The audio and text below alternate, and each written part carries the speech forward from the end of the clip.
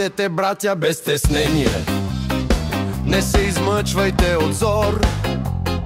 Защо ви е ограничение там, дето нужен е простор? Защо ви трябва да се стискате? Пръднете си със силен глас, с тон и тембър както искате, тенор, сопрано или бас. Пръдната, братя, е изкуство, прекрасен музикален дар. Като пърдиш, пърди с чувство, с квалификация и жар. Защо ви трябва да се стискате? Пръднете си със силен глас, с тон и тембър както искате, тенор, сопрано или бас.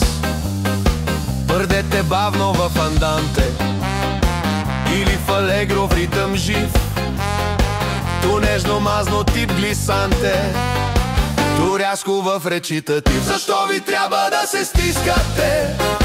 Пръднете си със силен глас, с тон и тембър както искате, тенор, сопрано или бас. Пръдната е физиология и рядък кавалерски жест. В нея няма демагогия, а доблест, рицарство и чест.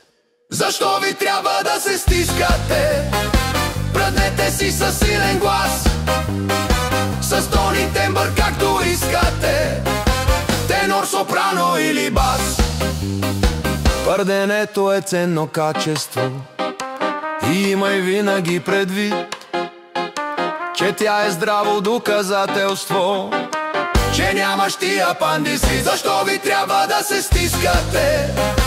Пръднете си със силен глас, с тон и тембър както искате, тенор, сопрано или бас.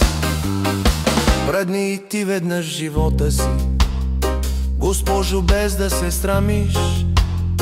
Аз знам, че всяка нощ в леглото си ти без стеснение пърдиш.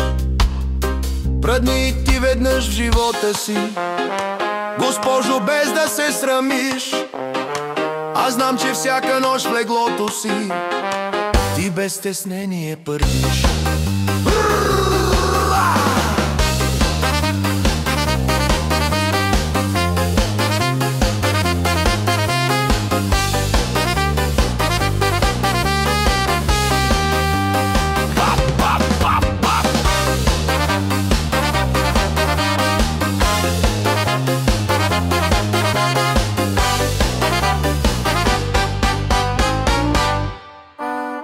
Пръдни и ти веднъж в живота си, госпожо, без да се срамиш.